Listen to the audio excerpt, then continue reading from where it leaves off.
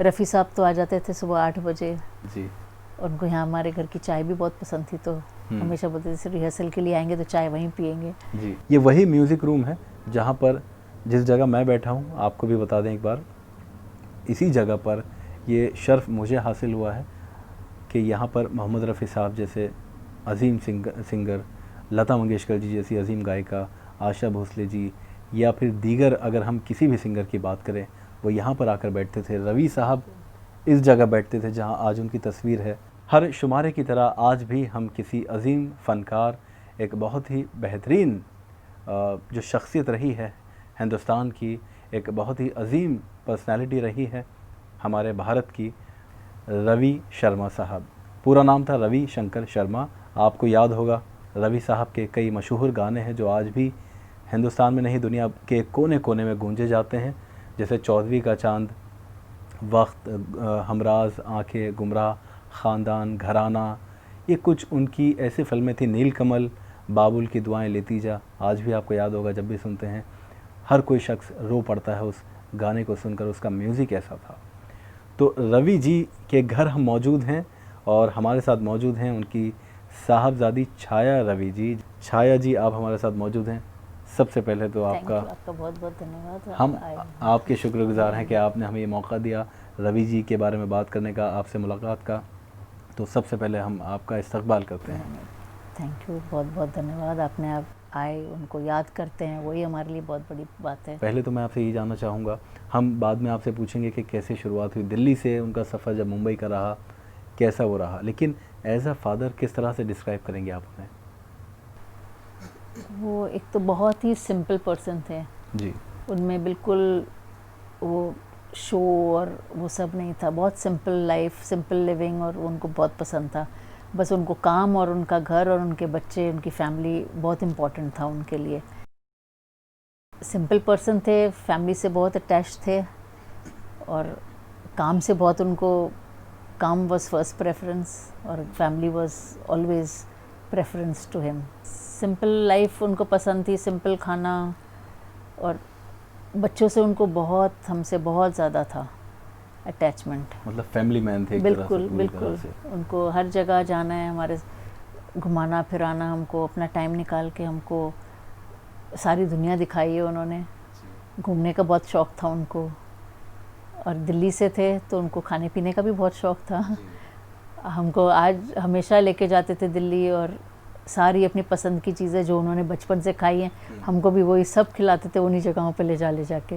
ये वही music room है जहाँ पर जिस जगह मैं बैठा हूँ, आपको भी बता दें एक बार, इसी जगह पर ये शर्फ़ मुझे हासिल हुआ है कि यहाँ पर मोहम्मद रफ़ी साहब जैसे अज़ीम सिंगर, लता मंगेशकर जी जैसी अज़ीम गायिका, आशा भोसले जी, या फिर दीगर अगर हम किसी भी सिंगर की बात करें, वो यहाँ पर आकर बैठते थे। रवि साहब इस जगह बैठते थे जहाँ आज उनकी तस्वीर है, और इसी जगह पर बैठकर यही वो हारमोनियम था जिस पर एक से एक शानदार गीत बने हैं इसी हारमोनियम के ज़रिए।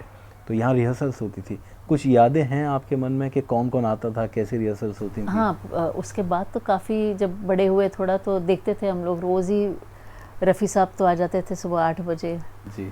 और उनको यहाँ हमारे घर की चाय भी बहुत पसंद थी, तो हमेशा बोलते थे रिहर्सल के लिए आएंगे तो चाय वहीं पियेंगे। जी।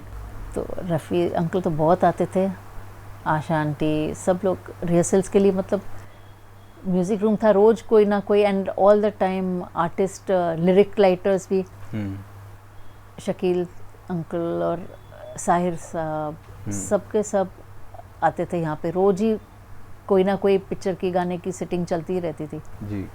तो यहाँ घर में तुम्हारे बहुत रौनक रहती थी। ऑल द टाइम कोई ना कोई आ रहा है, जा रहा है, और सारे आर्टिस्ट। और बिल्कुल उस ज़माने में सब लोग इतना लाइक फैमिली जैसे थे, बिल्कुल घर का अपनापन होता था सब में, बिल्कुल घर के जैसे। मतलब प्रोफेशनलिज्म नहीं था। हाँ, बिल्कुल फैमिली की तरह, जैसे बिल्कुल घर की तरह ही आते थे। बिल्कुल शकील साहब भी सारा दिन यहाँ रहते थे, साहिर साहब, कभी कोई बहुत। और इतने गाने थे तो कोई ना कोई लिरिक राइटर, कोई ना कोई singer, chorus singers, all the time musicians. उस ज़माने के तो म्यूज़िक का सिस्टम ही डिफरेंट था जी।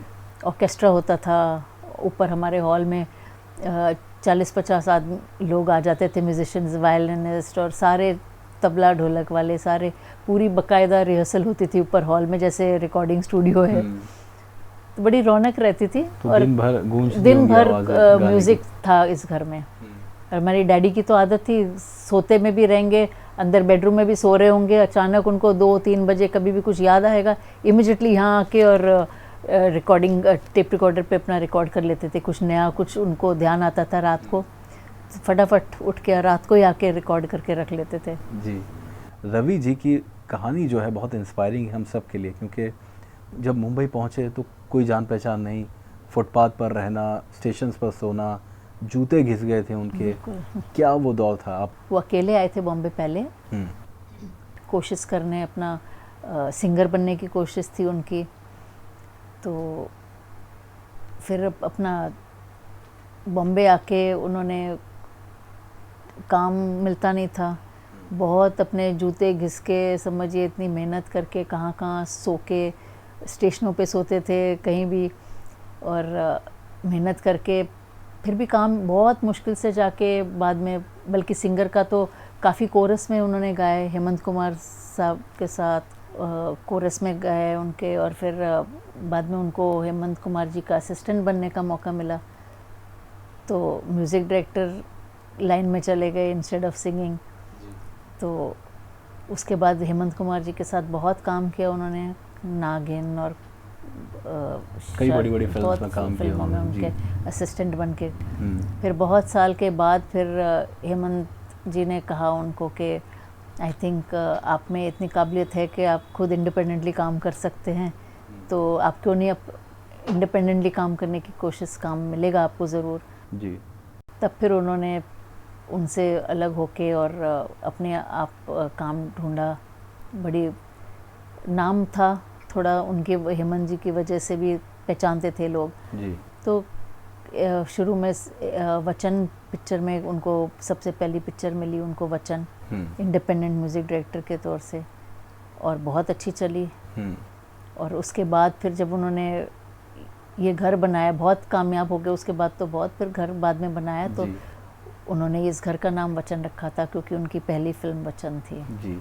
बहुत हाँ, टिन शेड में ही रहते रहते उन्होंने टिन की दीवारें, टिन की छत, जी। फिर एक कमरा था उनके पास, फिर धीरे धीरे हेमंत जी के असिस्टेंट बन गए तो दूसरा बराबर वाला कमरा भी टिन वाला ले लिया। मगर उनको वो था शौक़, एंड हमारी मम्मी का भी वो था सपना कि जाएंगे तो अपने ही घर में जाएंगे। तो तब तक हेमंत दा के असिस्टेंट बनने के बाद भी उसी घर में रहते रहते उन्होंने वचन का भी म्यूज़िक वहीं से दिया, उसी टिन शेड से। अच्छा। और फिर 1960 में यहाँ पे मूव हुए हम लोग। मैं इस कमरे में बहुत सारी ऐसी नायाब चीज़ें हैं जो मैं छाया जी से गुजारिश करूँगा कि वो हमें बताएं। जैसे कुछ तस्वीरें भी हैं दीवार पर, अवार्ड्स की हमने बात की थी लेकिन नज़दीक से आपको दिखाना चाहते हैं। नेशनल फिल्म अवार्ड है, ये सिंथेसाइज़र है, हारमोनियम है, यहाँ पर कुछ और दीगर चीज़ें हैं। एक कमरे की जो तमाम नायाब चीज़ें संजो कर रखी हैं याद में रवि जी की, जो हमेशा रहेंगी, छाया जी ने वो आपको, उससे हम आपको रूबरू करवाना चाहते हैं।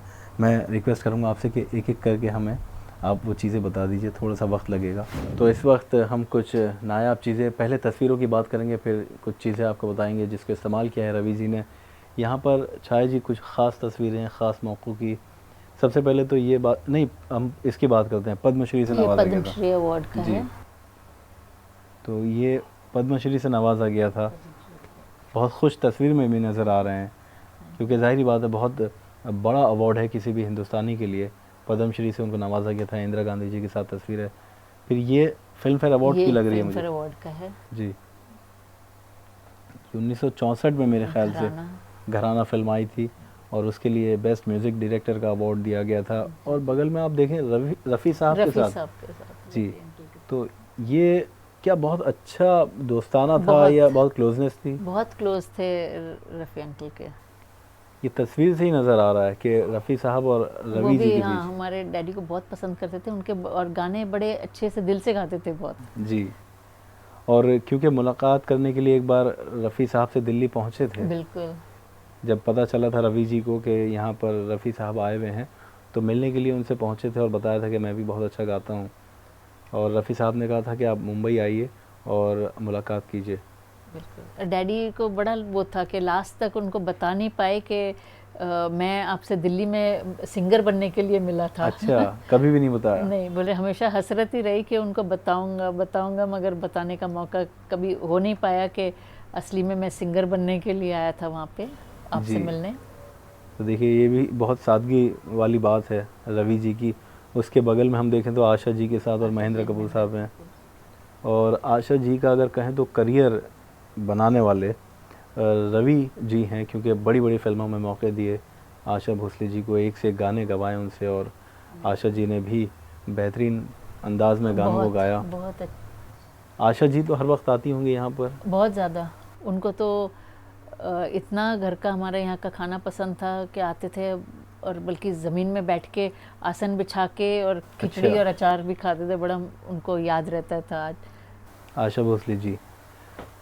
और ऊपर देखिए तो ये कौन है? ये देवेंद्र गोयल हैं। अच्छा, जिन्होंने इनकी पिक्चर हाँ। एक फूल दो माली 10 लाख। जी, ये मौलाना अबुल कलाम आज़ाद साहब के साथ तस्वीर है रवि जी की।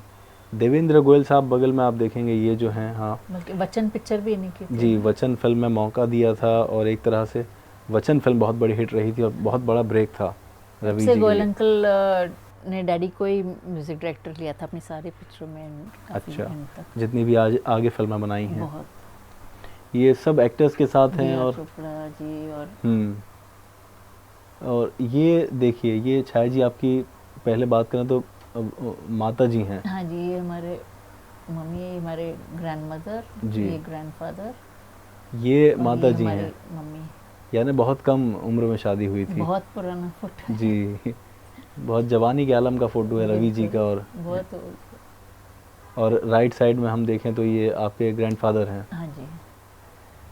तो ये तमाम लोग हैं तस्वीरों में। मेलोडियस मेमोरीज हैं लता जी के साथ। ये तो तस्वीरों की बात हुई।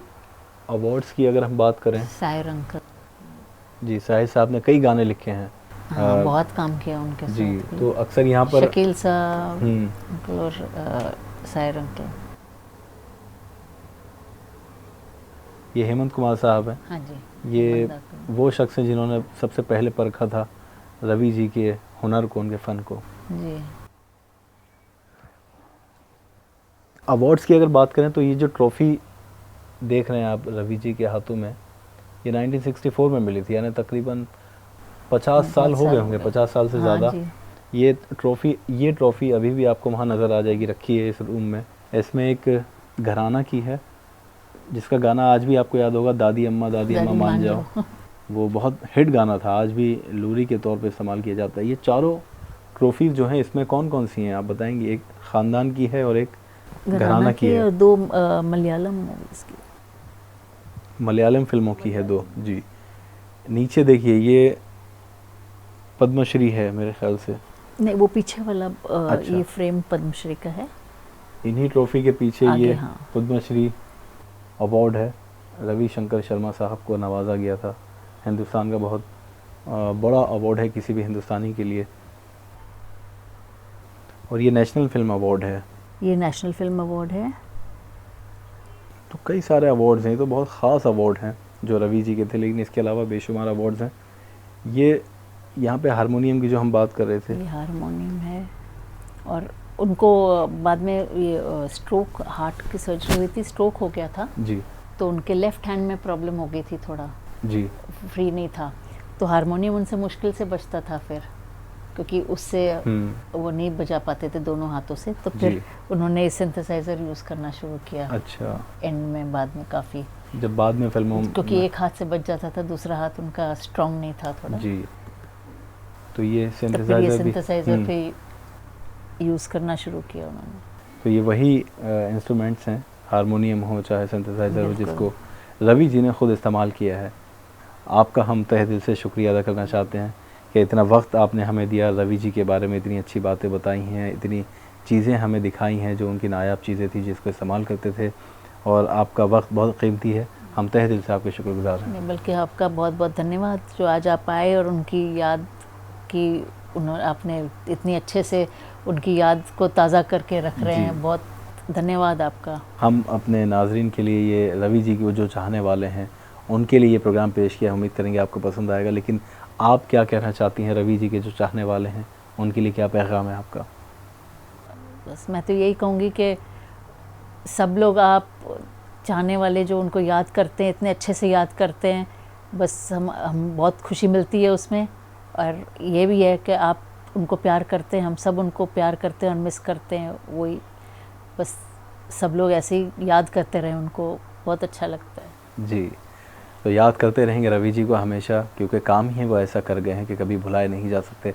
गानों के ज़रिए, अपनी शख्सियत के ज़रिए एक छाप छोड़ गए हैं, हमेशा हम सब के दिलों में रवि जी बसे रहेंगे। अब आपसे रुखसत होने का वक्त है। अगले शुमारे में किसी और लेजेंड के बारे में आपको बताएंगे और किसी और लेजेंड के काम के बारे में आपको पता चलेगा। तो अब फ़िलहाल हमें दीजिए इजाज़त। आप रखिए अपना ख्याल, तब तक के लिए आदाब।